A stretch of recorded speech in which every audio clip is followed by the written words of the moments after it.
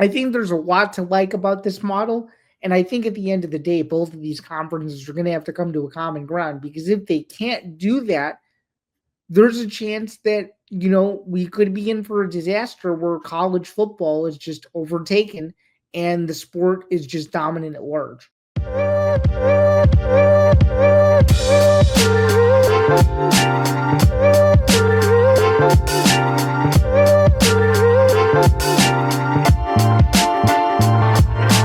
Welcome back, everyone. This is Bando's Breakdowns, episode 53. My name is Zain Bando. Thank you again for tuning in.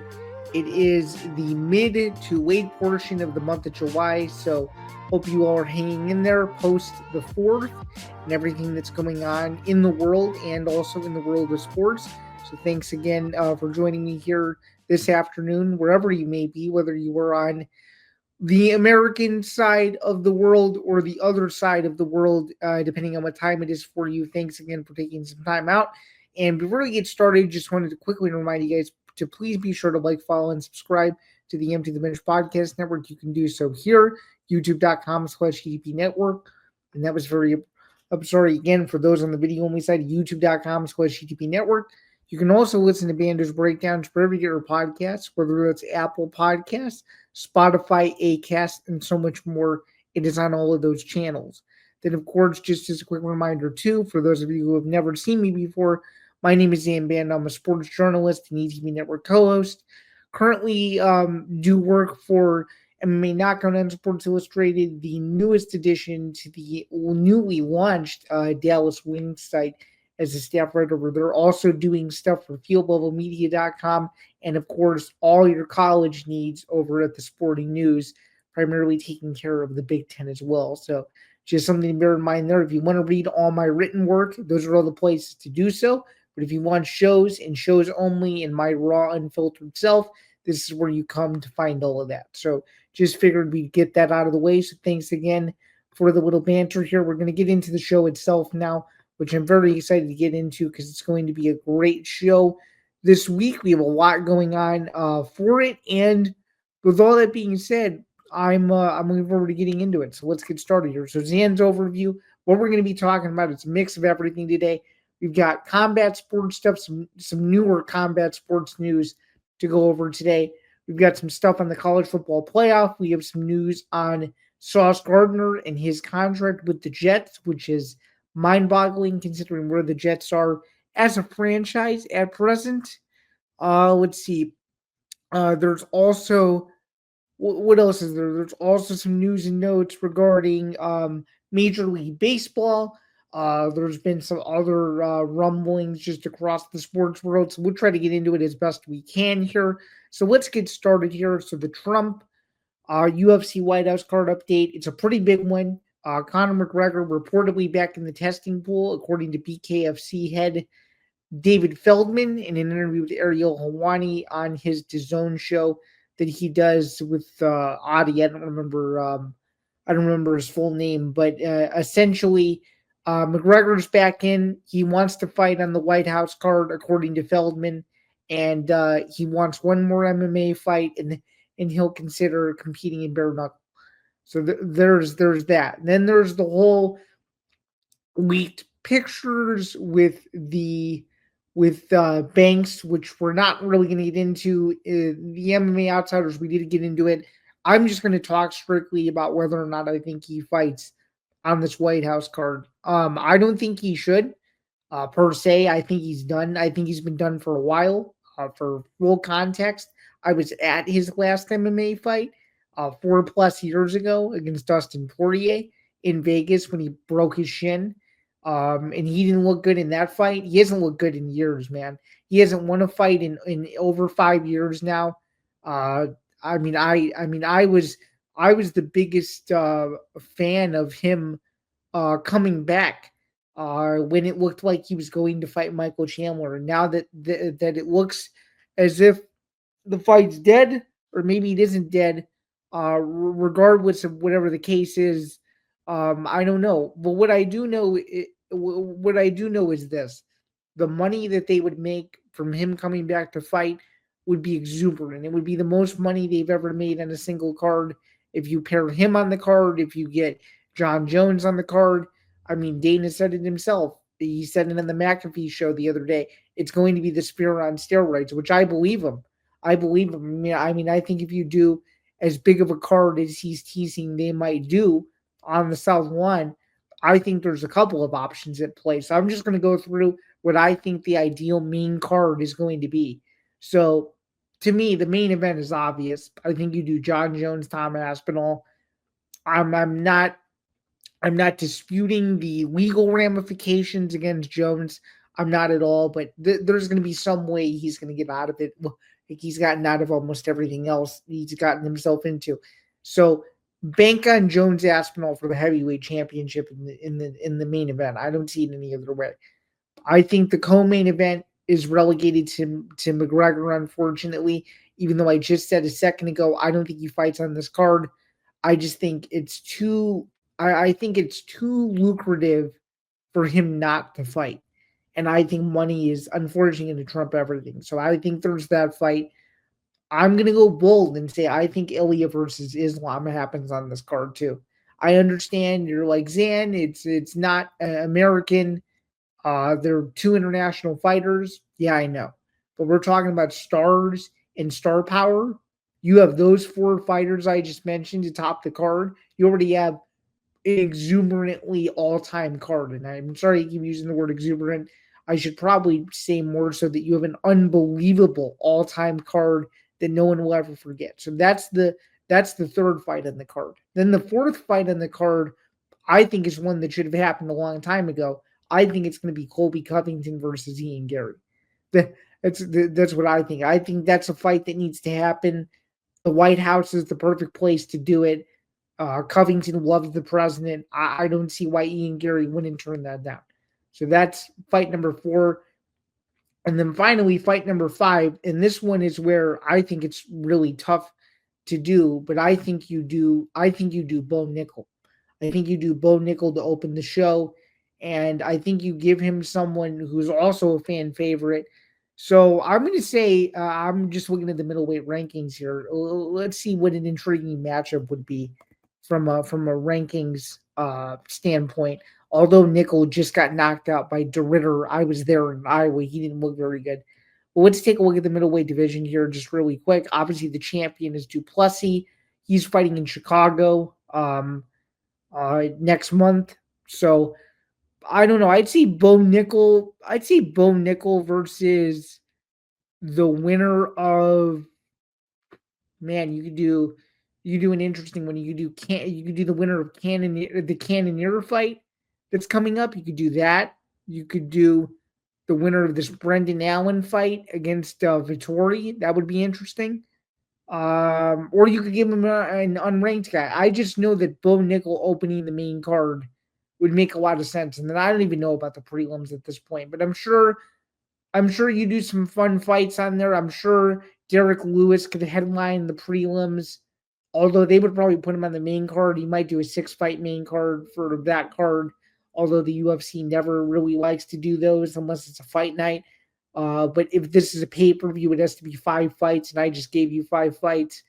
So who knows? All I know is it's going to be, I think, 11. I think it's going to be very similar to the Sphere, where the prelims, there's not going to be much in terms of like wow factor in the TV broadcast. And then once the pay-per-view starts and the sizzle reel starts playing and the cold open is official, that's going to be very, very interesting. So I'm excited to see what this card looks like. I believe them when they say that they're going to do it. They said they were going to do the Sphere and nobody thought it would ever work. I'm one of those people where even though I don't think it's a good idea for the White House to be hosting something like this, they should be worried about other relations that are going on in the government right now. Shoot, if they want to do an exclusive event at the White House and they want to bring 20,000 people to it, which I don't even know how they're going to do that, but if they want to do that, more power to them. If they want to make it the biggest card ever, more power to them. This could be bigger than UFC 300, which I hope it is. But I feel like those 5 fights I just mentioned, I think would be fights that you would be willing to do. And I understand there's a non-American fight in there, but it's a fight where nobody would be disappointed if Ilya fought Islam and it was at the White House. I don't think, even though that fight should really be in Spain, um, the UFC may just have to go a last resort and give both of them 10 to 15 million, even 20 million to take that fight and do it on July 4th, 2026. So those are my thoughts on the White House. Again, it's a year away. I don't really know what else to say other than the fact that they don't even really know themselves.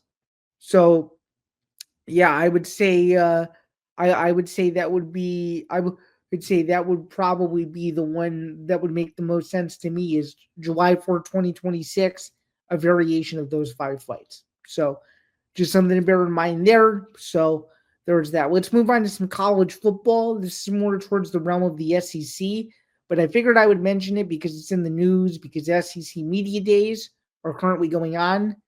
What else is there? Yeah, SEC media days are currently going on, but by the time this comes out, SEC media days are going to be over. So let's take a look at what's going on with this here. So the SEC coaches are in favor of a 5+11 college football playoff model. This is according to Kirby Smart and his media availability. Let's take a look. This is with Heather Dinage. Here's the quote from Kirby Smart. This is as of Tuesday. So I think the best representative model of the best teams is probably the 5+11 model, but I don't think there's a consensus in the SEC. There's been a major strain put on the colleges that are borderline bubble. Those coaches just want an opportunity to get in that because the bigger the playoffs they've gotten, it's minimized the bulls, which I agree with. The bowl game I covered in January or December, end of December, January, I guess you could call it, was the biggest bowl game outside of the college football playoff. What did it have in it? It had a Big Ten team and it had an SEC team. I think a 5-11 model is great because you get the best teams from the SEC and you get the champion in there. You also get the best teams from the Big Ten and you get a champion from that conference. And then you have all these other 11 schools that are on the outside looking in that if they get a shot, even without, winning the conference, they have a chance to be good. So I would say that's the thing that I think is the most intriguing. So just something to bear in mind there.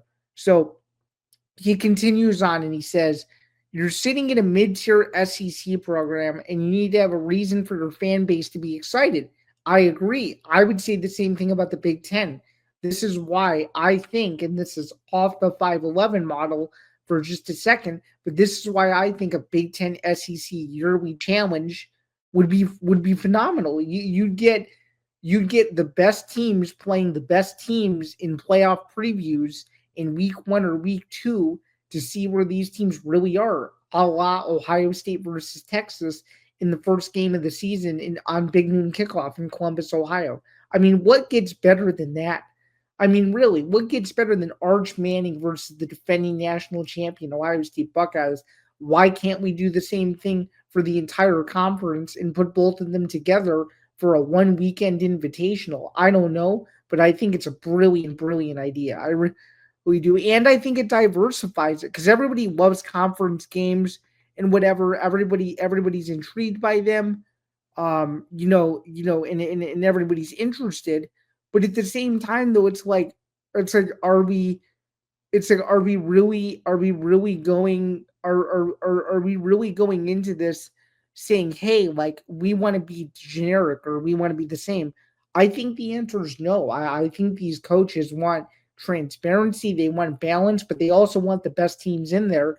So it's hard for me to sit here and say, would I be not supportive of 5-11? I mean, as someone who just enjoys college football, even though he has a leaning to one conference over the other, I would say, yeah, I would be in full support of it, and I would be in full support of the SEC actively trying to play the Big Ten more because you've seen what's happened.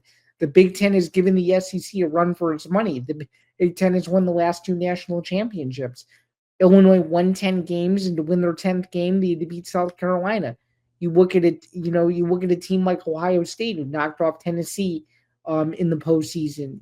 When you look at a team like Notre Dame, even though they're independent, they knocked off an SEC team in the postseason. So I think if the message isn't clear now, it should be clear that the SEC is not the only dominant player in this.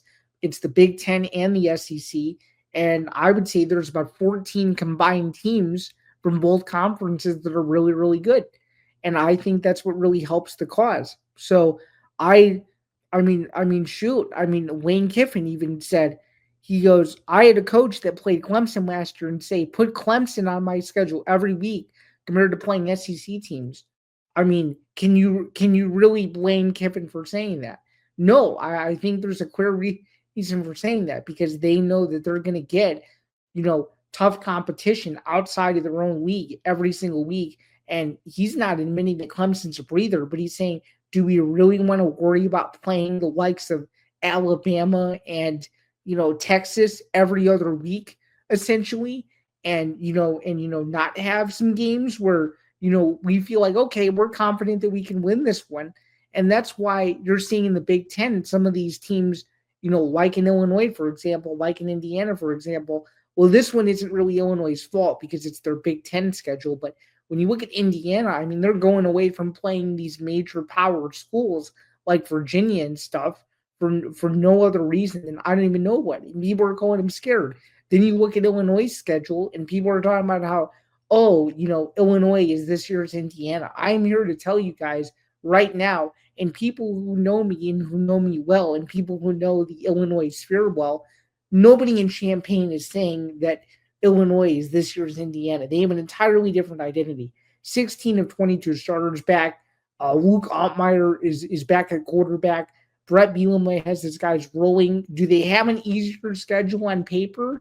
They might, but that's the nature of how the schedule worked out with the newly expanded conference, entering its second year. You're going to get some of these years where you're playing the lesser half of the league, and that's exactly what's happening. But you still get key games against Ohio State, USC, Washington, and Indiana that could define your season, not to mention the fact that you play Wisconsin at Camp Randall. So I think there's a lot to like about this model.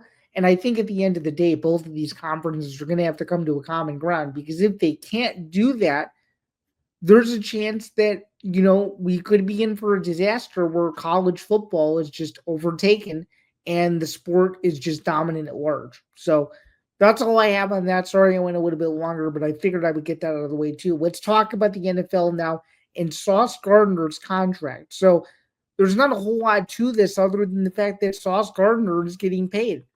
It's as simple as that. Sauce Gardner is making a ton of money for one of the NFL's laughing stocks, to be quite honest with you. And I know someone within the network would probably be proud of me for saying it, given that he is a Jet fan, but he has a love-hate relationship with the Jets. Yeah, well, look at this. You have Sauce Gardner's contract, and I didn't mention this in the banner, which my apologies for doing so. But you also have Garrett Wilson from Ohio State, who's getting a mass deal too. But let's focus on Sauce Gardner though, really quick, because that's what we're in this discussion to talk about. So let's get into it. So here we go. So Sauce Gardner is now the highest paid NFL cornerback. It's a 4-year, $120.4 million extension, according to ESPN. And that's a huge deal.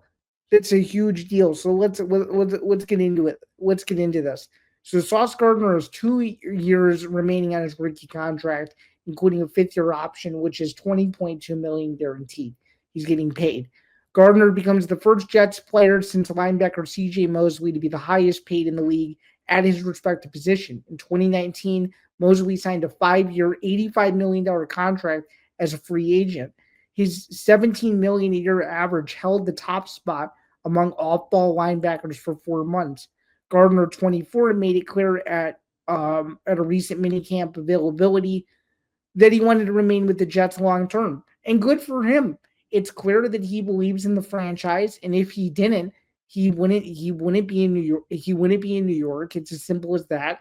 He would probably be shopping around for a trade to go to a better team, but it's clear he wants to be a part of this new regime, and this new era of Jets football that no one really knows about yet, because of the toxicity around the organization, because of what happened with the whole Aaron Rodgers saga, and everything else. I don't think it really anybody knows. But if he can be one of the faces of the franchise, good for him.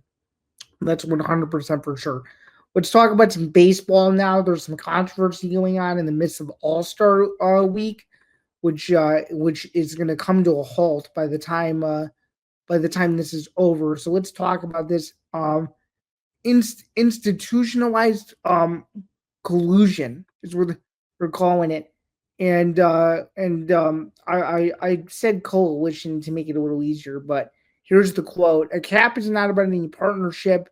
A cap is not about growing the game. That's not what the cap is about. As has been offered publicly, a cap is about franchise values and profits. That's what a cap is about." And this is according to Tony Clark of the MLB Players Association. And I agree. I mean, I think this is a major problem in sports. I think many of these professional athletes get overpaid. But hey, I mean, the fact of the matter is in order to grow the game of baseball, I think they need to make it more exciting. Um, otherwise people aren't going to care. And obviously, baseball's gone on strike before, where there wasn't a World Series, and they're obviously, as it's cited in this article, they're losing money on rights deals, and it's not good. I've been to a couple of Cubs games so far this year. I'm going to another one this Sunday against the Boston Red Sox, and so far every Cubs game I've been to, it's been a near sellout. So it's clear that in certain markets, the team and their performances are low enough for the people to show up. But if the players aren't happy about it, that's another issue in itself. So not a whole lot more to add here, other than the fact that I think the MLB is in a very difficult position. Moving right along, we're gonna get into a brief message from our friends over at Playback before we conclude with the second half of the show. So without further ado, I'll be right back, and we'll catch you guys in just a second. Thanks. Just wanted to give a quick timeout in the middle of the show to remind you guys that Banjo's Breakdowns is presented by Playback. I teased it a little bit earlier that there was an announcement coming, and sure enough, without further ado, here we go. Presented by Playback, watching sports is more fun with others, but we spend too much of our time watching alone. Playback is a virtual space where communities can stream live sports together with everyone perfectly synced up. Creators can hop on stage, deliver their own play-by-play analysis and commentary, and invite viewers up for Q&A. Playback makes watching sports fully interactive and a social experience. From playing fantasy sports, repping your favorite players and teams, and watching with the commentators and communities you care about. Win or lose, sports are best enjoyed together. Join our community by going to playback.tv/ETV Network to find out more, including our live stream schedule. And with that, we can get back to the show. All right, thanks again for checking that out. Again, Bando's Breakdowns is presented by Playback. More info to come within the next several weeks regarding what other sports we're going to try to cover. But for now, keeping it locked down with the WNBA, some select baseball, and some other exclusive shows down the pipeline, which we haven't officially announced yet, but those will be ahead of the NFL and college football seasons as well, that you will be able to exclusively see right here. All right, so now moving on, this weekend's UFC event, UFC 318, the final swan song for Dustin Poirier, taking on Max Holloway for the third time. Poirier looking to sweep the series, win the BMF championship. Can he do it? That's a major, major question going into this week. So let's preview the fight. I've already given my pick on the fight on the newest edition of the MMA Outsiders. That was episode 121. Me and Anthony Ballister disagree on what we think is going to happen in the fight, but let's take a look at it. It's pretty crazy how identical these two are, despite Poirier holding the series edge dating back about 10 plus years now. So again, ESPN Plus pay-per-view, the discount for the $10 off passed on Monday. So if you got it, congratulations. 14 fights on the card from the Smoothie King Center, New Orleans, Louisiana.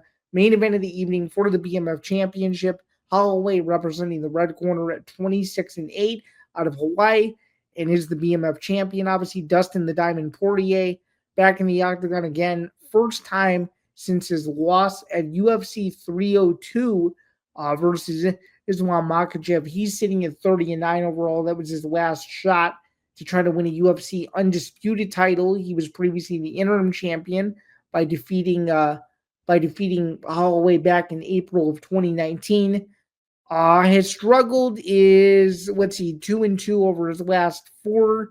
Was he deserving of a title shot after a win against Benoit Saint Denis? That's up for debate. But nevertheless, though, it's a big fight. Two mirror images of one another. Poirier in his hometown. Again, as I alluded to, it's his retirement fight. I don't see how he loses this fight. Although I see a lot of people are picking Holloway because he maybe just has more left in the tank. I don't know. But I really like Poirier in this spot. I think he outboxes Holloway. I think he wins the close rounds. I think he wins at least one of the two championship rounds to win the fight 3-2. I think it's a close fight, 48-47. Give me Dustin Poirier to win the UFC BMF championship and ride off into the sunset, which means we don't really know what's going to happen with the BMF afterward. Would it become vacated? Would the UFC just get rid of the title? I don't know. John Anik discussed earlier this week to Submission Radio that he would like to see Dan Hooker challenge for the belt, but that remains to be seen as well. The rest of the card is not very good, though, but again, you can pick it up on pay-per-view. Poirier Holloway Act number 3 goes down this Saturday from New Orleans, only on pay-per-view, which is the second to last UFC event in the month of July. Next weekend, they go to Abu Dhabi, headlined by Robert Whittaker versus RDR in a much better card overall, just with talent-wise and whatnot. Some of these fights are a little questionable on this card, but we'll take it as is. So give me Poirier to win the main event, though, for sure. All right, let's talk about UFC Nashville now. Did okay on this card. When a couple above 500, Derek Lewis knocks out Taliesin Teixeira to remain in the UFC heavyweight championship mix, giving Teixeira his first loss. No major complaints on this card. The card was extremely entertaining. I really liked how the card played out, and I'm hoping the UFC goes to Nashville more often because I think the people there were really into this event. I think it was overall a good event and extremely solid. A lot of nice finishes, and to cap it off with Derek Lewis getting a call from the president, it's not a bad way to end the night. So overall, a good card. I think I went 7-5 on this card overall, so we're up to like 159 wins for the year, roughly. So hopefully we do better on UFC 318, but that was UFC Nashville. And then finally, over on the boxing front, Usyk Dubois 2. I like Usyk to defend his heavyweight championship. And I just think Pacquiao's too old, man. I like Barrios to get it done by decision.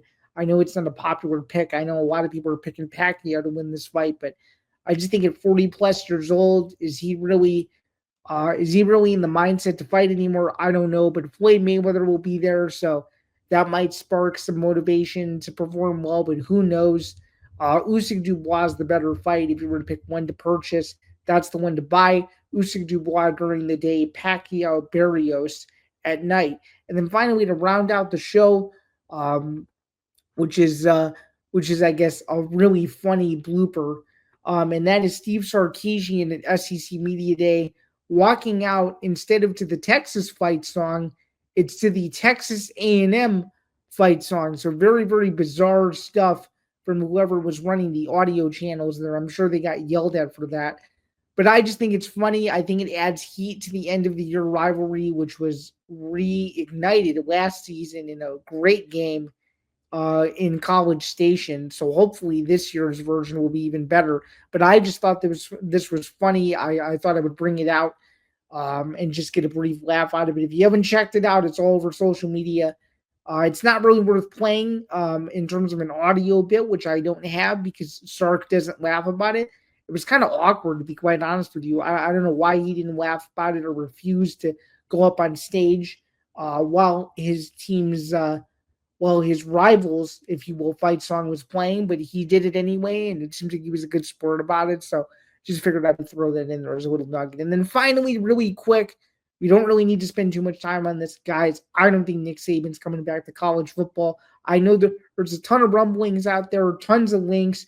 Is he going to Auburn? Could he replace Bill Belichick at UNC? Could he replace could he return to Alabama? That's another one I've seen. Could he, replace Jerome Moore? Guys, I don't think Nick Saban's coming back. I think he's perfectly content with what he's doing right now for ESPN. I think he's doing just fine. I think he needs to enjoy retirement. He basically went out on top. Yeah, he did lose to Michigan in that CFP, but he's won so many championships and whatnot. Would it be great for college football if he came back? Does it add more intrigue if the best coach in the sport is back? Absolutely. But I think this is just the start of the pot. People are bored. People are bored of waiting for college football to start again. And I think this is just another way to get people talking. So that's really my whole thought process on it. And as someone who's not the biggest Nick Saban fan, I don't want to see him come back. It's as simple as that. Zain's errors, I had none this week, which is good. But overall, though, it was a fun show and I really enjoyed it. So thanks again for tuning in as always. And then finally, just a few small little nuggets here before we get out. Please be sure to listen to Bando's Breakdowns wherever you get your podcasts. Again, Spotify, Apple Podcasts, Acast, and so much more. It would be very much appreciated if you subbed on the RSS feeds as well as subbed over on youtube.com/EDP Network. Until next week, I hope you have a great weekend, though. I hope you enjoy all the fights this weekend. And if you're going to any baseball games, I hope you enjoy those too, as the second half of the season is going to get underway soon. And until next week, my name is Zain Bando. This has been Bando's Breakdowns, courtesy of ETB, and I will see you guys soon. Have a good one.